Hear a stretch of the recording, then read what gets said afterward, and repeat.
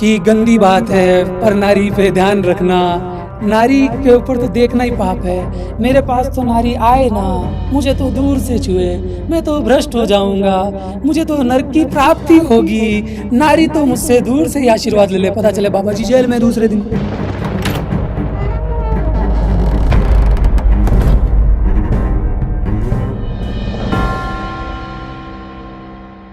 कि आज एक महिला उच्च पद पर पहुंच जाती है, अच्छी पोस्ट प्राप्त कर लेती है और अच्छी मान सम्मान मर्यादा प्राप्त कर लेती है और समाज में भी उसका एक बहुत बड़ा रोल अदा करती हुई नजर आती है। हमारे परिवार में उसके पति के लिए, उसके पिता के लिए, उसके ससुराल पक्ष में, उसके पीहर पक्ष में, हर तरह से एक तरह से माना जाए कि पूरे समाज में एक बहुत बड़ी पहल रखती है और हम उसका सम्मान भी करते हैं।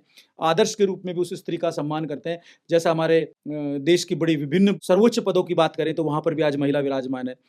फिर भी इतना सब कुछ होने के बाद भी उस स्त्री का अपमान क्यों? गर्व महसूस होता है स्त्री को अगर वो कुछ काम करती है। और कई वीडियोज़ में या कई बातों में मैंने बोला कि स्त्री को 3 तरीकों से आप जोड़ो। पहला तरीका कर्म के आधार पे, अपमान नहीं होगा अगर काम सिखाया जाएगा तो। आदमी ने भी, समाज ने भी स्त्री को सिखाया कि नहीं काम-वाम बेकार है, काम हम कर लेंगे, तेरे को तो सिर्फ़ शरीर के लिए जुड़ना है। अगर वो शरीर के हिसाब से जुड़ेगी, थोड़े दिन बाद शरीर खराब हो जाएगा तो अपमानित महसूस करेगी। अगर वो कर्म के आधार पे जुड़ेगी, आप बोल रहे हो उच्च पद पे चली गई, उच्च पद पे जाने वाली महिला कहाँ से प्रताड़ित होगी? कहाँ से अपमानित होगी? एक राष्ट्रपति महिला बन गई, वो अपमानित फ़ील करेगी अपने अंदर। उसके नीचे तो पुरुष ही काम कर रहे हैं, कितने सारे सैल्यूट कर रहे हैं। कोई महिला जज बन गई, कोई बड़ी प्रोफ़ेसर बन गई, तो वो अपमानित कैसे फ़ील करेगी? वो अपमानित फ़ील नहीं करेगी। अपमानित फ़ील वही करती है जो कर्म के आधार पे काम नहीं करती है, जो सिर्फ़ शरीर के आधार पे काम करेगी। शरीर आज नहीं तो कल चला जाएगा।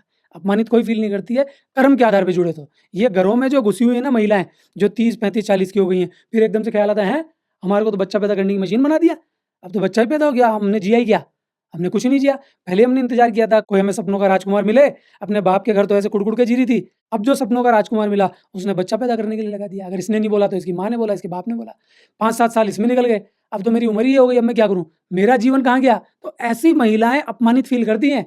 कर्म करने वाली महिला अपमानित फ़ील नहीं करती, रोटी बनाने वाली अपमानित फ़ील कर जाएगी।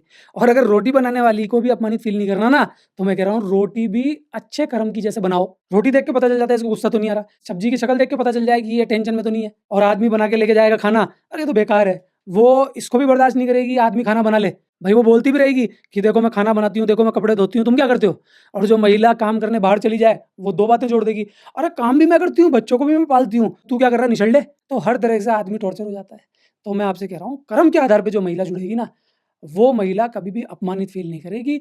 ये अपमानित वही महिला फ़ील करती है जो खुद को आदमी की जैसे बनाती है पहली चीज़, और दूसरी काम के हिसाब से नहीं जुड़ती। मैं कह रहा हूँ अगर महिलाएँ बहुत सारे काम कर लें ना, तो काम भी प्रेम भाव की भेंट चढ़ जाएँगे। इसीलिए स्कूल्स में मैं कहता हूँ कि आदमियों को टीचर नहीं बल्कि महिलाओं को टीचर होना चाहिए।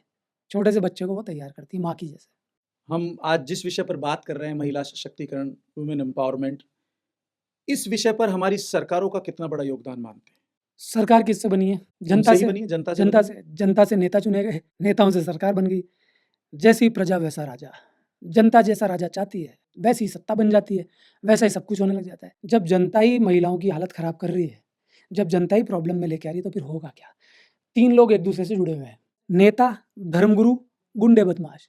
ये तीनों लोग एक-दूसरे को चलाते हैं। जब इन तीनों लोगों की दुकान एक-दूसरे ने सँभाल रखी है, तो फिर नारी के हाल खराब होंगे। इन तीनों में भी कौन विद्वान है? ज़्यादातर धर्मगुरु आप देख लीजिए आदमी होगा, ज़्यादातर नेता आप देख लीजिए आदमी होगा। ठीक है? ज़्यादातर गुंडे कौन होंगे? आदमी होगा। ठीक है, कुछ जगह महिलाओं को बिठा दिया गया है, लेकिन नेतागिरी में महिलाओं की क्या हालत है? कि महिला बड़े पद पे तब जाएगी, जब वो किसी नेता को भाएगी। नेता लोग मारने ज़रूर आ जाते हैं, "ए! इसने गलत काम किया है, तू महिलाओं की तरफ गलत देखता है, तेरे को सूली चढ़ा देंगे, तेरे को जेल भिजवा देंगे, तेरी हालत खराब कर देंगे।" बहन जी, कोई दिक्कत नहीं है, आपका भाई साथ है ना? वो भाई मसल-मसल के ले गया यूँ ही और वही ले गया साहब बहन को। तो ये नेताओं की भी तो हालत है ना। नेताओं की हालत तब सही होगी जब प्रजा सही होगी। गुंडे बदमाश तब हटेंगे जब प्रजा गुंडे बदमाशों का महिमा मंडन खत्म करेगी। धर्मगुरु जब रियल धर्म को उपलब्ध होंगे, जब प्रजा रियल धर्म की तरफ जाएगी। जब रियलिटी की तरफ कोई जाना नहीं चाहता, तो फिर ये तीनों लोग भी प्रॉब्लम में होते हैं। तो आप जो सरकारों की बात कर रहे हैं ना, सरकारों को तो बढ़िया छींटे दे रहे हैं ये 2 लोग नेताओं को, गुंडे और धर्मगुरु। तो बढ़िया मज़ा आ रहा है। इनको इस बात में भी मज़ा आता है कि महिलाओं को दबा के रखो, उनके ऊपर सारे कटाक्ष करो, अगर महिला थोड़ी-सी खुल जाए, वो हमारा भांडा ओपन कर देगी। कई महिलाएँ भांडा ओपन भी कर देती हैं। नेताओं में देखो, कई केसेज़ ऐसे आते हैं कि बहुत सालों तक दबाए रखा, बलात्कार किया, कुछ भी करा, फिर नेता का नाम लगा दिया।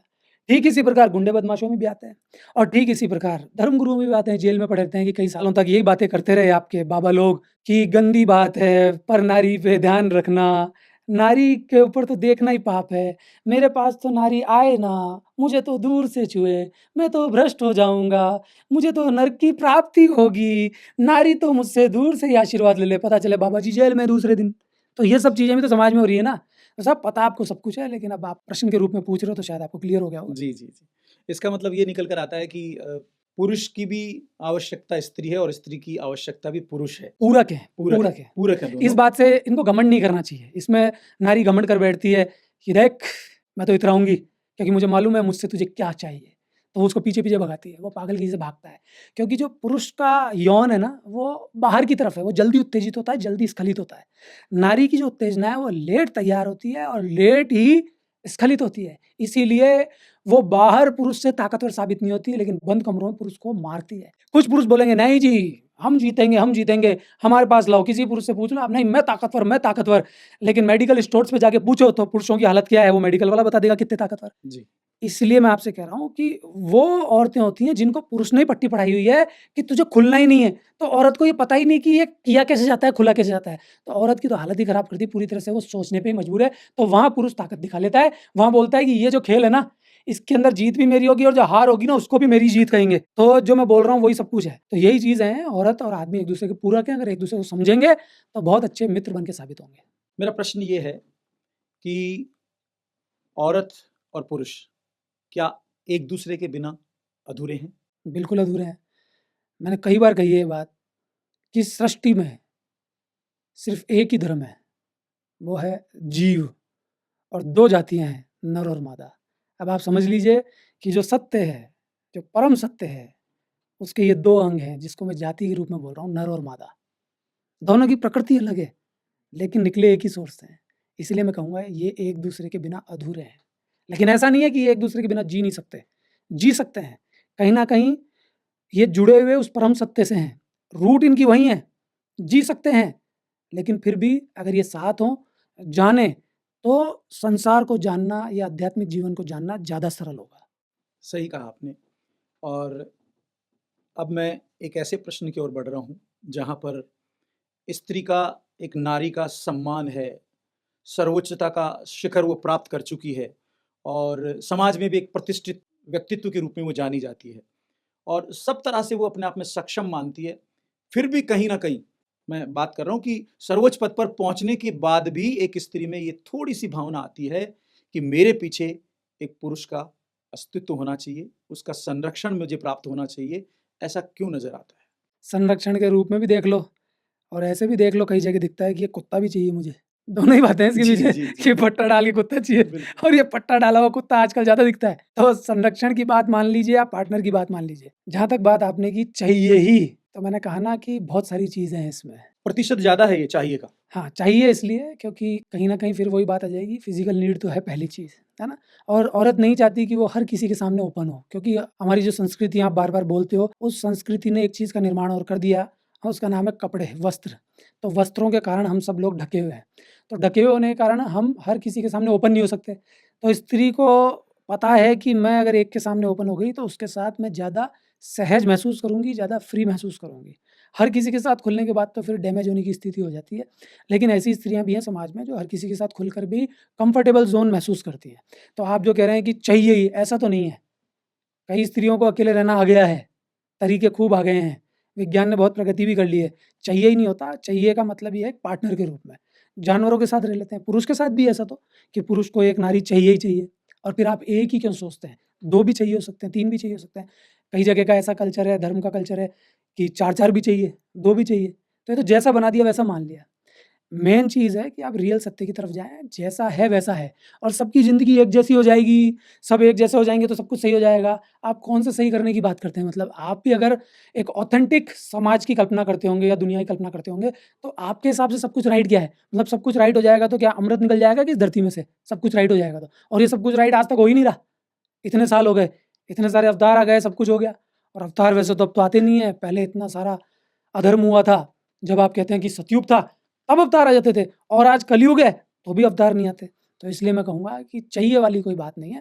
ज़रूरत होती है, प्राकृतिक ज़रूरत भी होती है, सामाजिक ज़रूरत भी है और फिर ये जो समाज है ना पुरुष निर्मित हो गया। अगर पानी में रहने की बात है, तो फिर आपको मछली का सहारा लेना पड़ेगा, मगरमच्छ का सहारा लेना पड़ेगा। तो जो जगह बना दी गई है, पुरुष प्रधान बना दी गई है।